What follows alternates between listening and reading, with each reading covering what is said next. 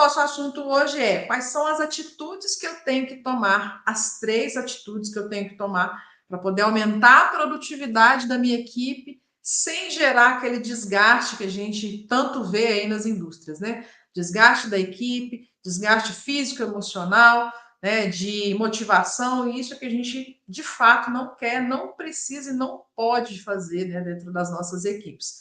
Então, nosso desafio hoje é falar sobre isso, essas 3 atitudes. Eu já sou a Aline, sou especialista em gestão industrial e o meu foco, o meu objetivo aqui é te ensinar a gerenciar com confiança em 3 meses. Eu sei que tempo é precioso para cada um de nós, então essa proposta é uma proposta de que se você chegue rápido nesse objetivo, né? Chegue rápido nesse alcance da gerência com segurança, nesse alcance da sua gestão com confiança. Eu sei que é extremamente importante, porque é o que a gente vive na indústria hoje, né? Pessoas que cada vez mais precisam ser engajadas, motivadas, que é o nosso grande desafio com as pessoas, e também o resultado, a produtividade, que não pode faltar. Esse é o nosso papo de hoje, para entender quais são as 3 atitudes que são as necessárias para a gente chegar nesse objetivo. E aí, gente, o que eu vou falar com vocês hoje são 3 ações que elas, até de uma forma surpreendente, né, que dá resultado, e muitas vezes as pessoas nem imaginam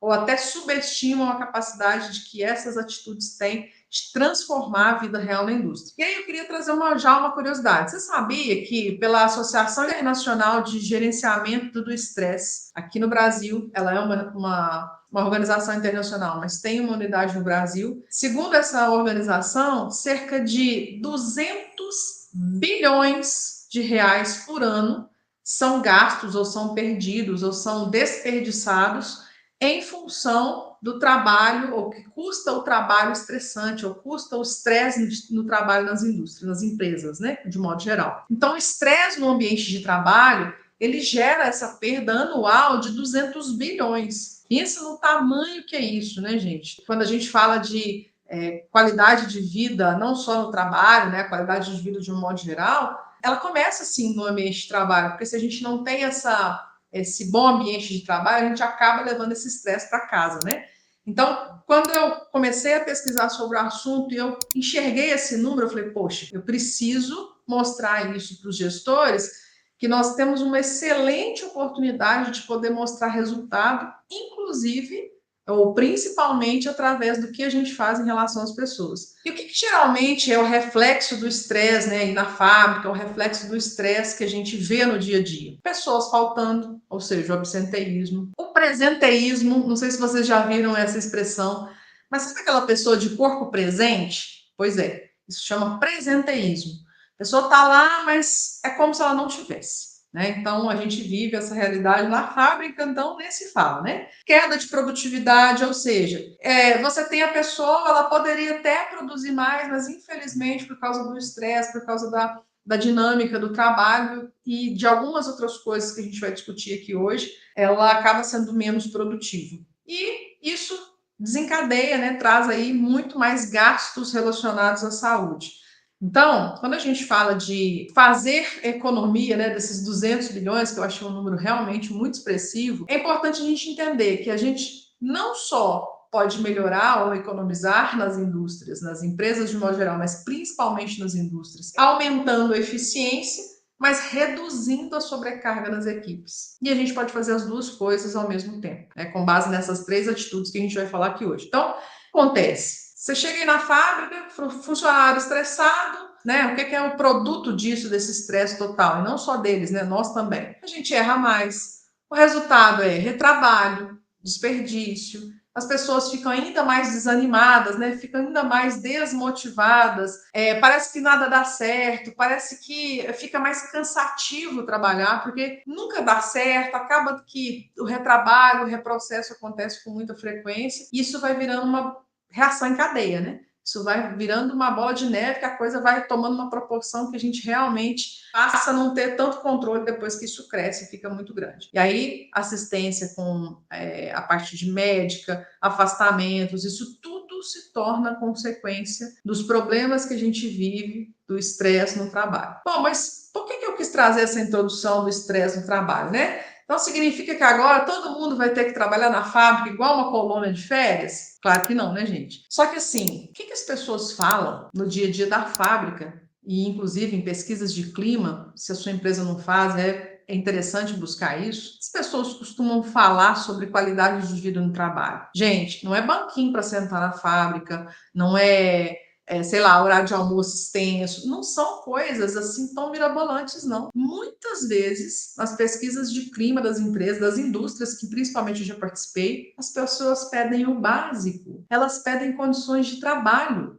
É um ambiente que é muito quente, que poderia ser um pouco melhor, menos estressante, menos desgastante. É uma condição melhor na hora do almoço, de não ter que almoçar sentado no chão, sabe? São coisas básicas, pequenas, que a gente não está falando de nenhum exagero de uma vez uma empresa tinha um determinado técnico lá que estava sugerindo que todo mundo trabalhasse sentado. Só que era muito mais pensando numa qualidade de vida no trabalho, muito menos no estresse que isso poderia causar pela baixa produtividade. Então, não cabia uma coisa com a outra, os próprios funcionários, olha, eu não preciso dessa coisa aqui não, eu faço mais rápido quando eu estou de pé. E aí a gente percebe que eles não estão ali exigindo coisas mirabolantes, não. Então, quando a gente olha para isso e olha para essa estatística, por esse impacto financeiro, nas empresas do Brasil, apesar de ser um instituto internacional, quando a gente, enquanto gestor, pratica